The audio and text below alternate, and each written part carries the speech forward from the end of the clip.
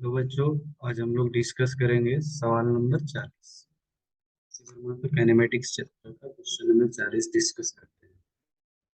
सवाल क्या बोल रहा है, सवाल को पहले अच्छे से पढ़ लेते हैं।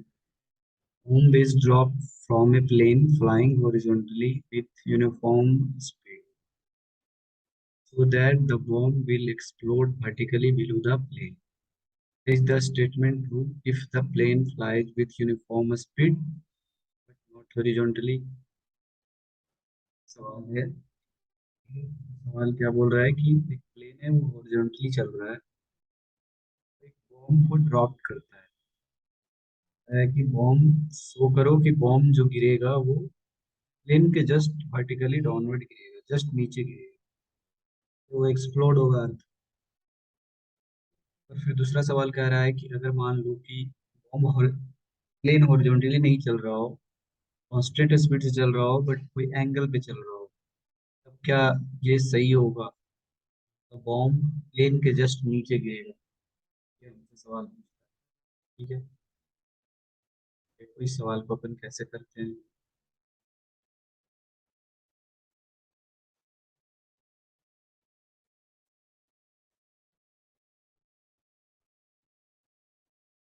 तो पहले अपन को प्लेन है जो कि होरिजेंटल ग्राउंड पे चल रहा है, ये मान लो ग्राउंड है।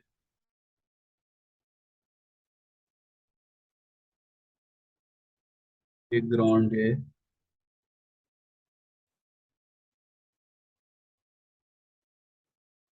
एक प्लेन जो है हॉरिजॉन्टली चल रहा है। ये प्लेन है, ये प्लेन जो है वो हॉरिजॉन्टली चल रहा है।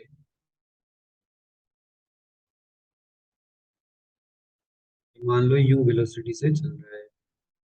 क्या कह रहा है कि इसमें से एक बॉम्ब को ड्रॉप किया जाता है, तो बॉम्ब को ड्रॉप किया जाता है, इसका मतलब बॉम्ब का वेलोसिटी प्लेन के रिस्पेक्ट में जीरो है। ठीक है, तो बॉम्ब के वेलोसिटी प्लेन के रिस्पेक्ट में जीरो है, तो बॉम्ब का वेलोसिटी ग्राउंड के रिस्पेक्ट में क्या होगा?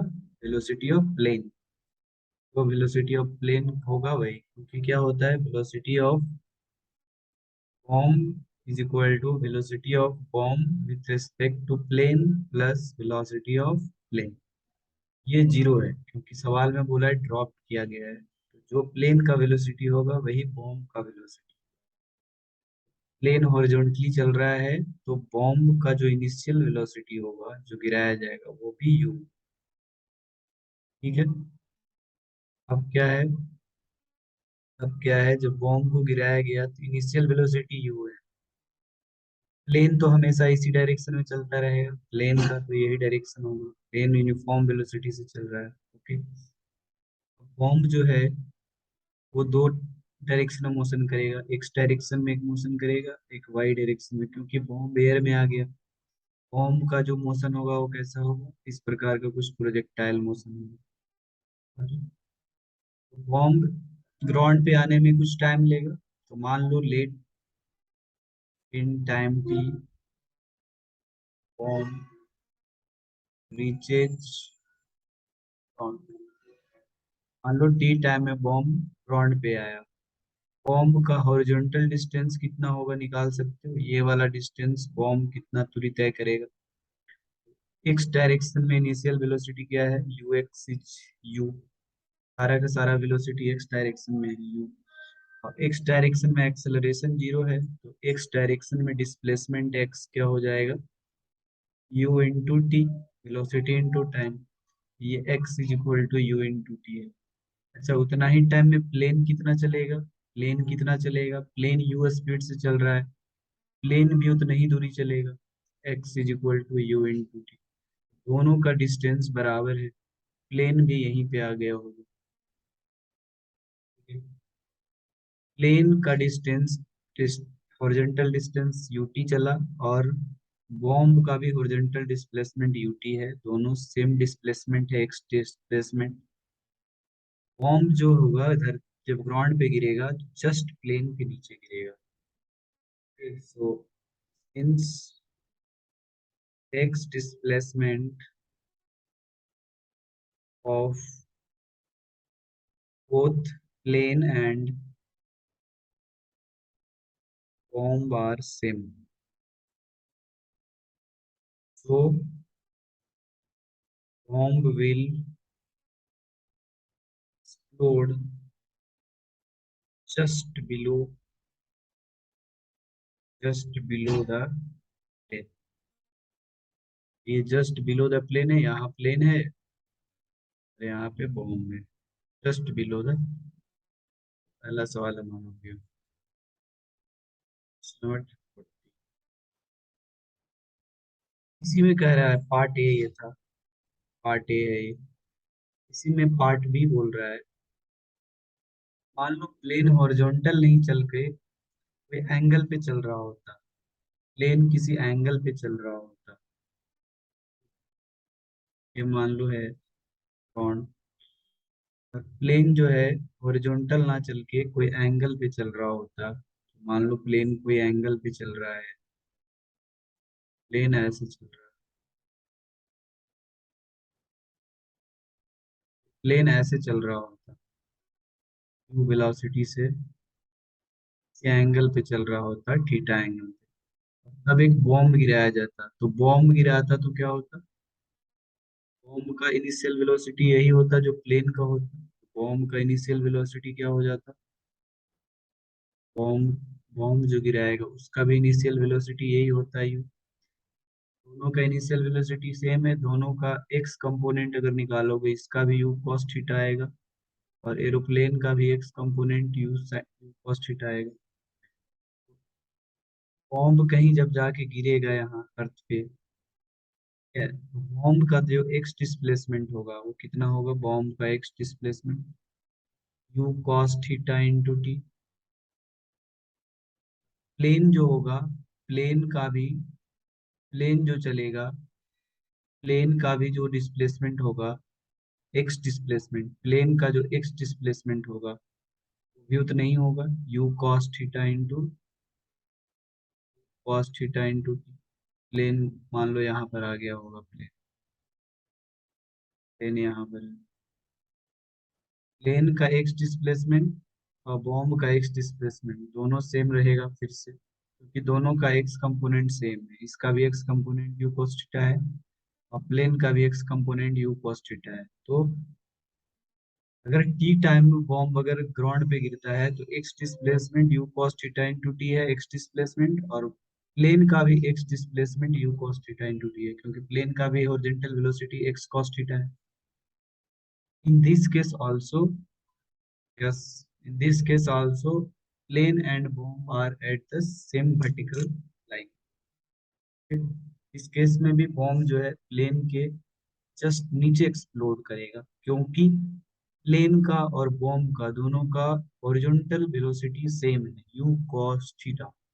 तो दोनों टी टाइम में सेम हॉरिजॉन्टल डिस्टेंस ट्रेवल करेंगे। बॉम्ब जब धरती पे गिरेगा तो वो जस्ट बिलो गिरेगा। फिर इसमें दोनों आंसर सेम।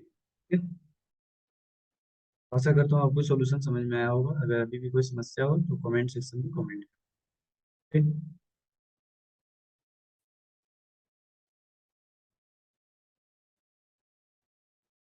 तो बच्चों अब हम लोग सवाल नंबर 41 डिस्कस करते हैं, क्वेश्चन नंबर 40, 40 नंबर सवाल क्या बोल रहा है। सवाल को पहले अच्छे से पढ़ लो। A boy standing on a long railroad car through a ball, throws a ball.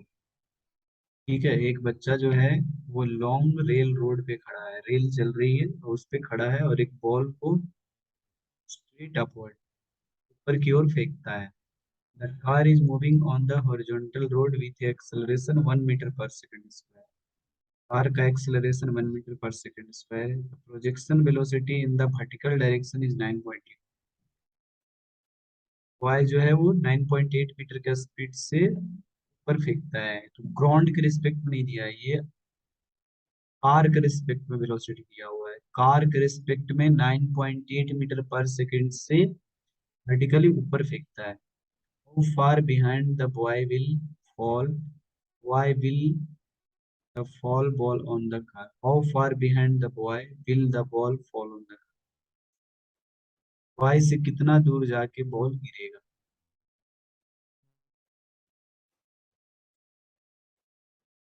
ये सवाल बोल रहा है क्या, क्वेश्चन नंबर 41 बोल रहा है एक रेल रोड है, एक रेल है, लॉन्ग रेल है, ये आगे की ओर चल रहा है, इसका एक्सेलरेशन दिया है 1 मीटर पर सेकेंड, ये नॉट दिया हुआ है 1 मीटर पर सेकेंड। यहाँ पे एक बॉय खड़ा है, एक बॉय खड़ा है, और ये बॉय क्या करता है, बॉय एक बॉल फेंकता है, लड़का जो है एक बॉल को ऊपर फेंकता है,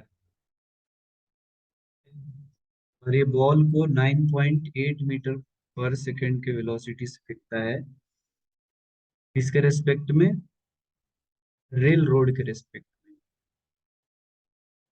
रेल रोड के respect means velocity of ball with respect to car, velocity of ball with respect to car is 9.8 metre per second upward, ऊपर के डायरेक्शन में फेंकता है, मींस इसको अगर अपन जे कैप ले लें तो इसको आई कैप ले लें, जे कैप बोल सकते हैं, velocity of ball with respect to car।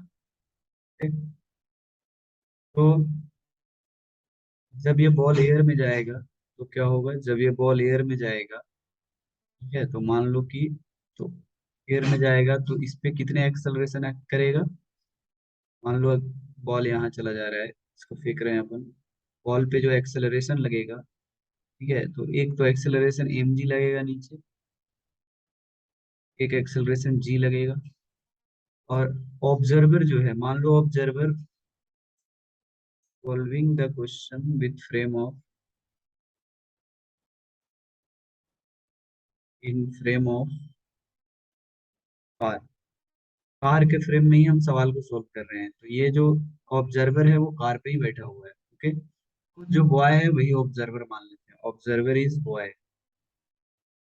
Observer is boy, ठीक है, तो बॉय अगर ऑब्जर्वर है तो बॉय खुद एक्सेलरेट कर रहा है 1 मीटर पर सेकेंड स्क्वायर से राइट डायरेक्शन में, तो एक और एक्स्ट्रा एक्सेलरेशन उल्टा डायरेक्शन में हमें जोड़ना पड़ेगा, रिलेटिव एक्सेलरेशन ऑन बॉल, ये 1 metre per second square left direction, क्योंकि हम ऑब्जर्वर इसी को ले रहे हैं, यही ऑब्जर्वर है हमारा, तो रिलेटिव एक्सेलरेशन उल्टा डायरेक्शन में ऐड करना पड़ेगा, बॉय रेल पे बैठा है और रेल खुद 1 मीटर पर सेकेंड स्क्वायर से आगे चल रही है, कार खुद 1 मीटर पर सेकेंड स्क्वायर से चल रही है आगे, 1 metre per second square left acceleration जोड़ना पड़ेगा, और ये जी एक्सेलरेशन नीचे है, इसका मतलब इस बॉल पर बॉय के रिस्पेक्ट में दो एक्सेलरेशन लग रहा है, acceleration of ball with respect to boy is, one is minus g j cap minus 1 metre per second square i cap, दो एक्सेलरेशन इसमें लगा है। अब क्या होगा, तो यहाँ पर दो मोशन होगा, एक वाई डायरेक्शन में मोशन होगा और एक एक्स डायरेक्शन में होगा, x and y, observer boy है तो ये देखेगा कि ये बॉल ऊपर भी जा रहा है और ये बॉल इस डायरेक्शन में भी जा रहा है, कुछ इस प्रकार का मोशन होगा, कि इसके पास दो दो एक्सेलरेशन, इनिशियल वेलोसिटी किस डायरेक्शन में है, यू वाई है, इनिशियल वेलोसिटी वाई डायरेक्शन में है 9.8 मीटर पर सेकेंड, यहाँ पर दो मोशन होगा, एक होगा हॉरिजॉन्टल मोशन और एक वर्टिकल मोशन होगा, वाई डायरेक्शन में वर्टिकल मोशन होगा, एक्स डायरेक्शन में horizontal motion.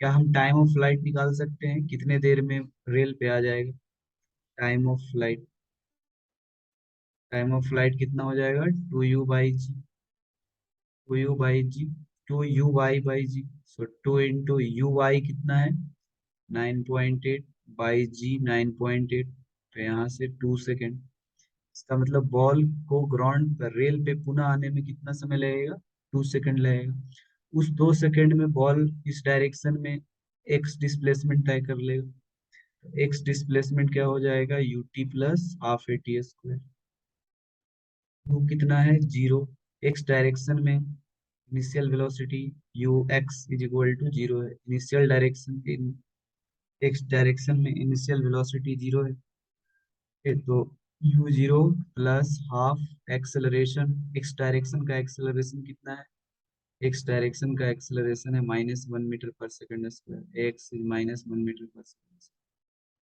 -1 into t2 square, 2 second में ये यहाँ पर गिरेगा, कितना आ गया ये -1/2 इंटू 4, -2, एक्स का वैल्यू -2 आ गया, मीन्स डिस्प्लेसमेंट नेगेटिव डायरेक्शन में 2 का होगा, इसका मतलब ये जो लेंथ है कितना मीटर है, इसका मतलब बॉल जो है वो आदमी से 2 मीटर पीछे गिरेगा, ball will ball will fall 2 metre behind the boy, boy से 2 मीटर पीछे जाके गिरेगा, ठीक है। ये बढ़िया सवाल था, ये रिलेटिव मोशन का सवाल है, तो मैंने इस सवाल को बॉय के रिस्पेक्ट में किया, बॉय के रिस्पेक्ट में करके हमने टोटल इनिशियल वेलोसिटी निकाला कितना है और टोटल एक्सेलरेशन कितना लगेगा बॉल पे, हमने वो निकाल करके और वहां से फिर हमने एक्स डायरेक्शन मोशन को अलग अलग एनालाइज किया, वाई डायरेक्शन मोशन को, वाई डायरेक्शन मोशन से हमने टाइम ऑफ फ्लाइट निकाल लिया, time of flight Y direction motion के कारण होगा 2u/g, 2u/y/g, Y component of velocity, और एक्स डायरेक्शन में acceleration 1 metre per second square दिया है, उससे एक्स डिस्प्लेसमेंट निकाल लिया, time of flight 2 second, X displacement. आशा करता हूँ आपको सॉल्यूशन समझ में आया होगा, अगर अभी भी कोई समस्या हो तो कमेंट सेक्शन में कमेंट करो, और अगर वीडियो अच्छा लगा, आपको समझ में आया हो तो कृपया वीडियो को लाइक करो और चैनल को सब्सक्राइब करो और ज़्यादा से ज़्यादा शेयर करो, जो बच्चे जेई का प्रिपरेशन कर रहे हैं उनको जरूर शेयर करो, okay. Thank you for watching.